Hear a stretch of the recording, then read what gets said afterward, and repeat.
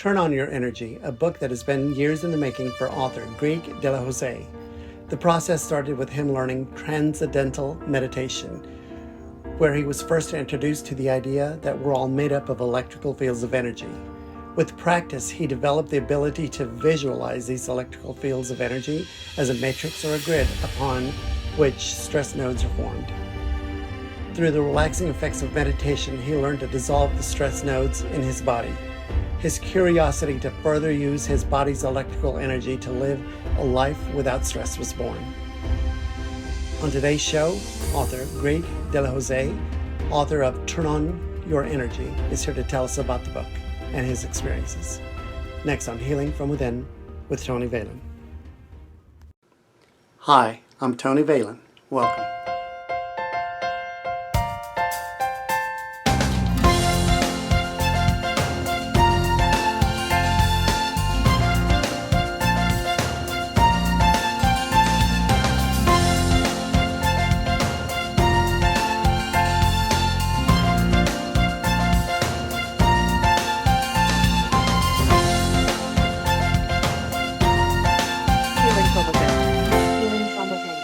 Healing from within. So on today's show, we have author Grieg de la Houssaye, who wrote the book, Turn On Your Energy. And it's a book that caught my interest because that's what the show is all about, showing that we're all connected and that we're all energy. Grieg, welcome to the show. Thank you. Great to be here. My journey started actually over 50 years ago. Blessed situation. I was in college and I learned how to meditate, and something happened and I never gave it up, and I still do it every day to this day.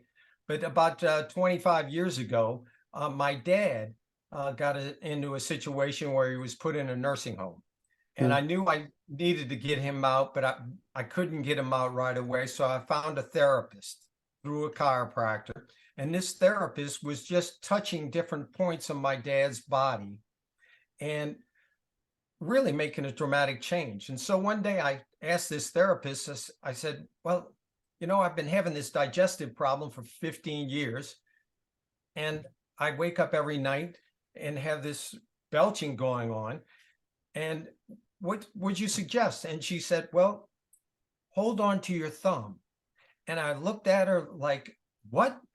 And, you know, here it is. She's helping my dad. How can I just totally discount what she just said? But so I had to do something. So I tried it, and 2 days later, I was a different person. So we're going to start off our whole little interaction here with everyone putting out their right hand and grabbing a finger on one of their fingers on their left hand. Doesn't matter which one, just let your intuition take you to that finger and make a good connection. And that's all. You don't need to take notes because everything's in my book, and we can just go on with you holding your thumb or holding onto your finger. Excuse me. I don't want to lead you. But that's essentially how I got involved. And it really spurred me on to learn everything I could about what she was doing. And what she was doing was something called Jin Shin Jitsu, which is a touch therapy, but there's many other touch therapies I've subsequently learned how to do. But the point is that I know how much your hands are powerful, in that you can climb a mountain with your hands, and the fingers can literally, the tips of your fingers can hold up your entire weight. And then you can go and play a piano concerto and be on an opposite side of the whole realm of touch, being able to do such subtle, intricate things with your fingers. So that leads me to finding some things on the internet about how your hands have a lot of power in them. And I found a study that literally people would hold on to a test tube with DNA in there, in the test tube, and they could literally change the structure of the DNA. If they had powerful, positive emotions, the DNA would stay open and vibrant. If they had negative emotions, the DNA would react in a negative way. So just starting into my realm of research for this really caught my attention about, wow, what are the odds of this, you know? And then you go and look at the historical perspective of mankind and how he evolved. And once he got onto 2 feet, he was able to hold on to things. He was able to use his hands, and hands and tools are essentially a very prime factor in why we are where we are as human beings. So those kind of things just led me to believe, wow, I can do some of this myself. So I took a number of different classes, number of different treatment modalities, and I had a client in the hospital, and her daughter asked me to come to the hospital because the whole family was saying goodbye to her because they were told that she was on her deathbed. She was literally ready to die. And so we're standing there, and I'm with about 30 or 40 family members. And I asked her daughter if I could touch her mom, and I did. And I put my hands on these certain points on her head, which led me to the understanding that she wasn't ready to die. So I set up an appointment with her daughter to come in the next day and give her mom a treatment, a certain type of treatment that pulls people out of a coma. And I told her that I needed somebody to stay with her for that 24 hours after I gave this treatment. Well, the treatment was a success. And the reason why I know that is that 6 months later, I was standing at a snowball stand at a little town in South Louisiana, and Mitzi was her name, and she comes up and gives me a big hug. So when you talking about how powerful your hands are and what kind of dynamics that can result, those are some pretty powerful things that can happen. Right. So this all stems from touching and the energy, I guess the energy behind it. So even before then, how do you get into that type of, I guess is it a state of mind? But it doesn't necessarily mean that you have to get into any kind of state to this energy that we're talking about from your hands is electrical. And there's a slide that we're going to put up now that shows just how powerful the electrical energy is from a fingertip. Just 1 square inch of your fingers has all of these different powerful electrical connections. And these connections come out to about 300 touch receptors in each finger. So these electrical touch receptors transmit and connect energy between people. When you give somebody a hug, you know if it's somebody really, really feeling love with you, boy, that's just a powerful, powerful connection. We haven't gotten to the point in our science to measure that exactly, but we know, we can feel it, versus having a hug with somebody that's just a casual acquaintance. So those kind of things are really important to understand in terms of how your fingers and your hands can generate and transmit electrical energy. Now, one way to give you a bridge to understand what electrical energy is that everybody knows what static electricity is. We've all been popped by touching a doorknob, maybe having someone else just touch you in a certain way when it's cold outside. But those kind of energies are what we call electrons. And it's the flow of electrons in and through your body creates the electrical energy that is powerful medicine in your hands. So other ways to express how we are all interconnected in terms of this energy that emits and connects with other people is that they've done some studies about how people can literally be tricked into either accepting or not accepting a person depending on the mug of water that they are holding in their hands. So somebody who holds a warm mug of water is so much more prone to have a positive interaction with that person that they're going to interview or just meet. And it's those kind of things that we just don't pay attention to, but it's in our environment all the time. It's what we're sending out from our bodies and connecting with others and making sense of the world around us. Now, the electrical fields of energy that flow through us have channels, okay? This is basic Oriental medicine. So they're called meridians.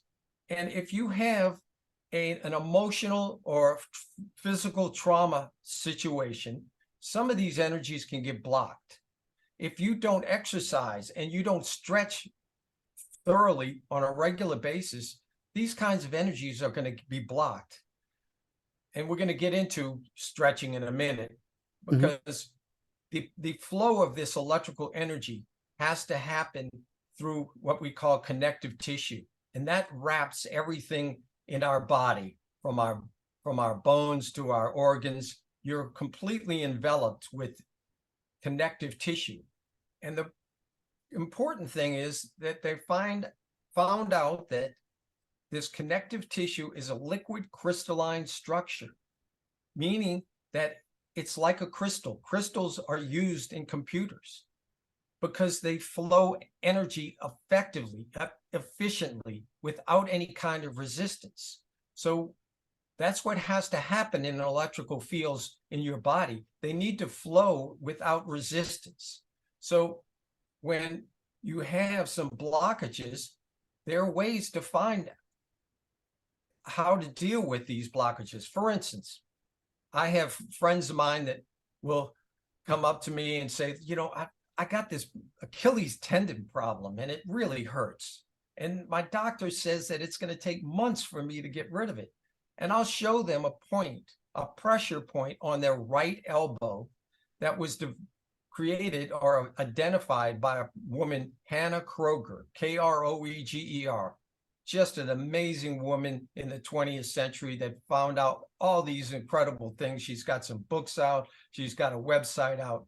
But anyway, she had this point on your right elbow area that if you pressed it 3 minutes, 3 times a day on a 1 to 10 scale of pain, you go to a 6 or a 7. And I can't tell you how many people that had made an appointment to come see me, but did this and didn't need to come see me, because it eliminated or alleviated the energy flow into and out of their Achilles tendon. Now, it could be their left Achilles tendon, and I'm having them work on their right elbow, and they're going, oh, how could that possibly be? But it's part of the genius capabilities the body has, that this touch therapy mode of thinking about the world and what you live in changes the way you appreciate your body and the world around you. Yeah. So let me ask you, how does someone even begin to know where to touch and how to touch to get relief from something? I mean, you know, because regular people we touch and just, we don't know the power. We don't know the power. So on page 38, I believe it's of my book, and it's a free ebook, everybody needs to know. And so is my subsequent book, The Energy to Thrive. That's a free ebook. But on page 38, there's a caption there with 5 different websites that talk about pressure points, safety energy locks, points on the body, whatever you want to call them, that can help you identify and see if they're tender. If they're tender, it denotes congestion. Congestion creates pain because it's blocking energy. And that's the way we look at the world from people that do what I do. We look at blocked energy, congestion, as something that's interrupting the unrestricted flow of energy. And when you have a restricted flow of energy, all kinds of perils wind up showing up in your life. And it can be emotional. Now, we could talk a little bit about the people that are holding their thumbs or their fingers now. And then, okay, well, what is the meaning of that? They held on to a certain finger. And I'm going to go through very briefly. It's in the books.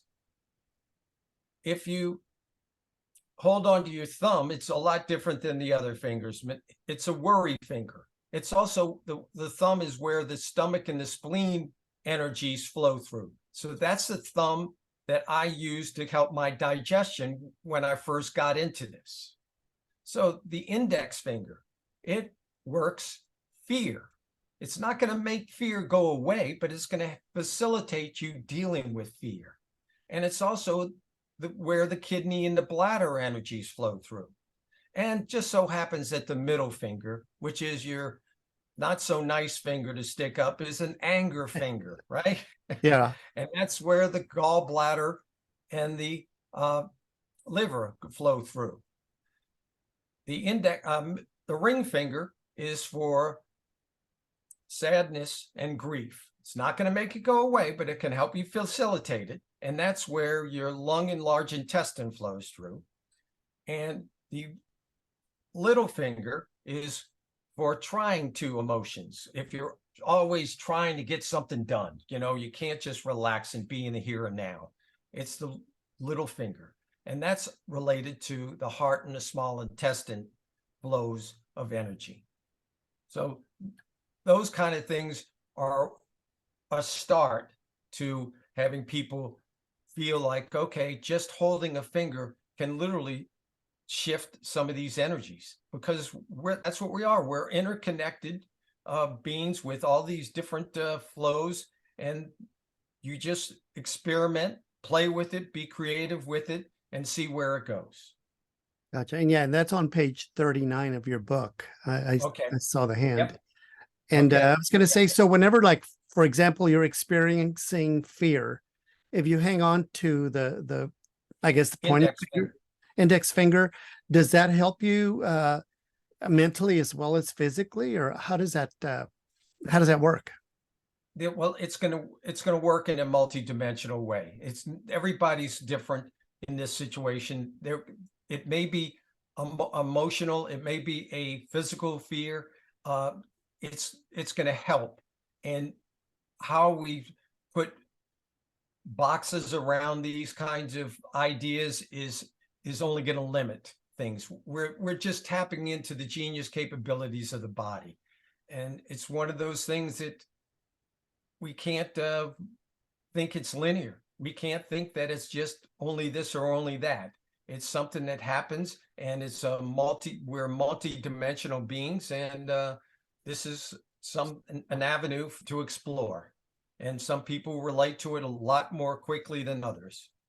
But anyway, in the books, I also talk about ways to get into a mode where you're more apt to feel these kinds of energies, because I feel energies on people's bodies when I work on them, and I can feel different textures and pulsations. And it's something that, I worked at in terms of, just the number of times I did this with people.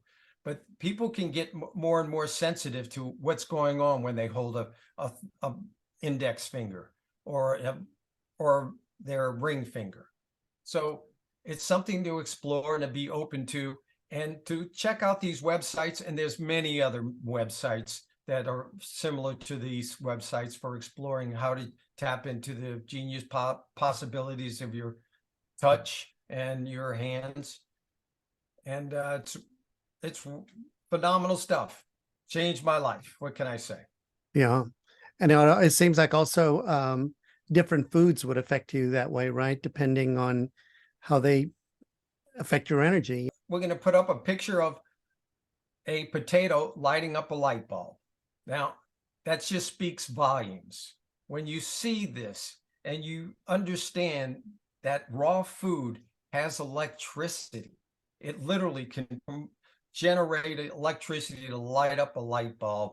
My gosh, what does that tell you? It tells you that maybe you should go look up the website 20 different reasons to become a vegan, because there's all these different things that happen when you don't have raw food as a primary part of your diet. And we see it. Obesity is obviously just going wild in our culture, but it happens that when you process food you literally suck some of the voltage out of it. And we're electrical beings, and getting connected to that concept is a big deal, because our society doesn't ever talk about that. We're primarily electrical beings in the sense that you have an electrical activity in your body before any kind of chemical or mechanical action takes place. And why don't we talk about it? Because it doesn't fit the Western medical perspective on life. And it's a real drama. So that's why I take a number of different perspectives and explanations in my books to try and get people to understand that, yes, you are an electrical being. And how much you want to buy into that, it makes all the difference in the world. Is when you come down to food, when you come down to touching people, what kind of relationship do you have with your spouse? I mean, are you going to start using the opportunities to really connect electrically by hugging and kissing more? Or same thing with somebody, are you going to ever not give somebody a hug? I mean, we've come out of this pandemic in such a crazy way, and people were told not to get close and not to do these things, but it's a fundamental thing that we have, this touch. It's as important as air and food to us. We need it. And they've done studies on premature babies that are being held 15 minutes 2 times a day for a certain amount of time, and their body weight increased 47% more than kids that weren't given this kind of touch when they were infants. So it's a real powerful thing that we just are starting to understand, how this impacts everything that we do. And I go through a lot of different explanations in my book about all these different treatment modalities that literally are coming to fore, where literally you can palpate, you can feel the different cranial bones move in your head, and literally with less than the weight of a nickel, you can transform the movement patterns. These kinds of things are just amazing, but it's all because we can connect with this electrical energy, just like you get zapped when you get sparked by touching a door, that static electricity. So there's a lot of different ways to look at all of this. And food is a very, very powerful way. And, another thing about food is that we have acid and alkaline foods, and the raw vegetables and fruits are alkaline.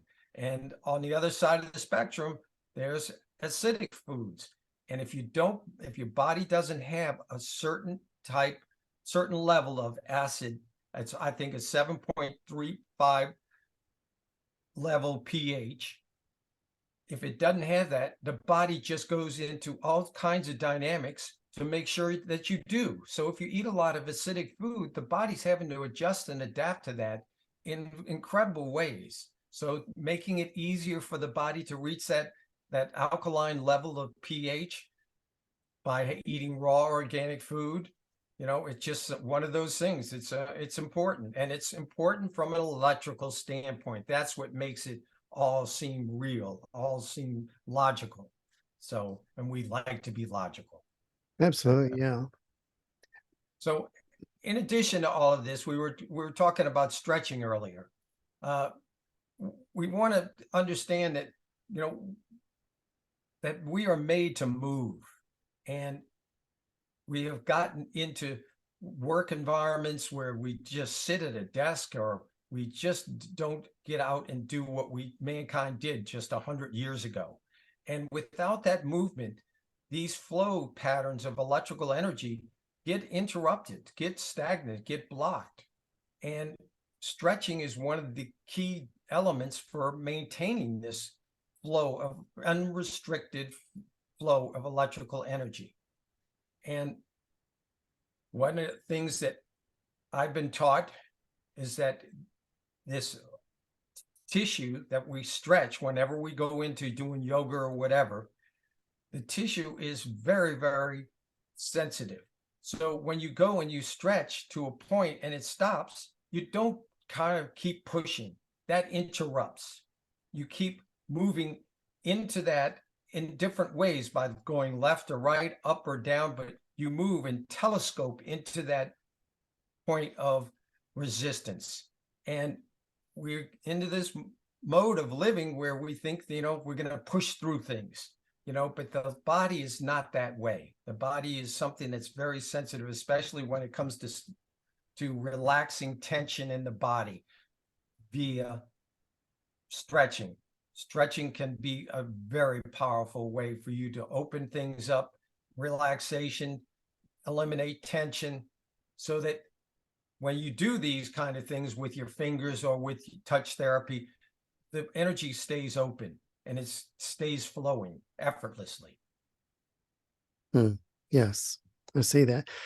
And so do you, based on what you've said, are there times when you think you should avoid certain people because of that energy they're putting out? And are there certain people or certain things that you need to avoid to feel better, or you know what I mean? That you're not in connection with? Everybody's got different, very unique situations with this, and there's no absolutes, but becoming more aware of your dynamics with person A versus person B can really start to make you very much aware about some of these dynamics that we're talking about, that either support you, either donate electrons, or they rob you of electrons.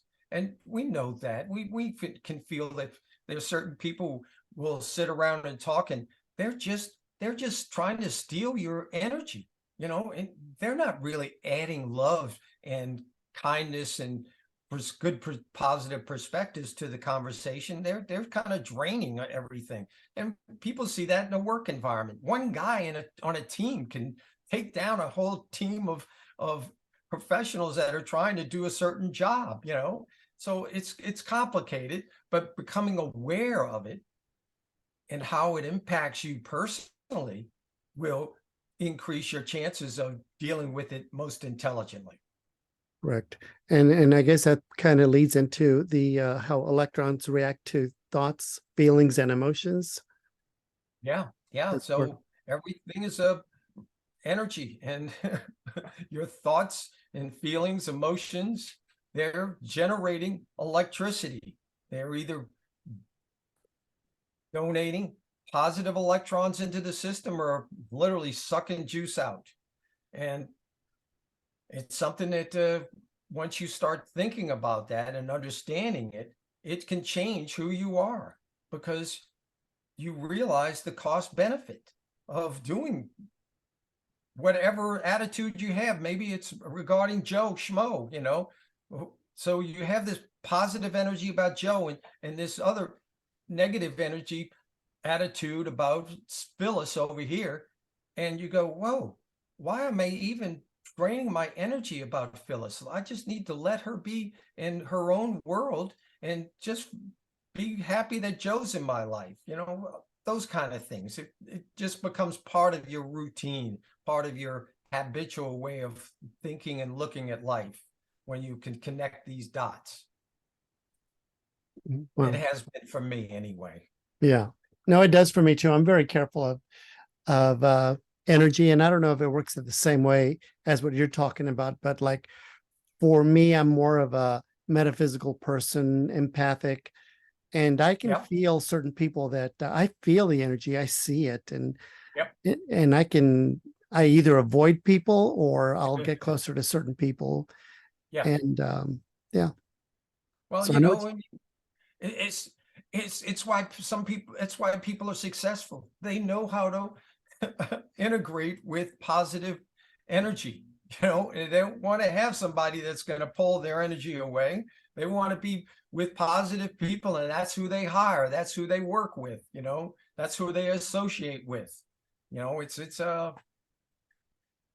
a very dynamic factor that science is starting to understand things to the point where they can tell you, if you're within 10 feet of another person, that your brain waves are impacting their heart energy and vice versa.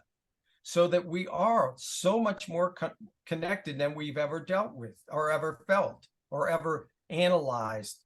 But the Heart Math Institute is one of the groups that is really on the forefront of this kind of stuff.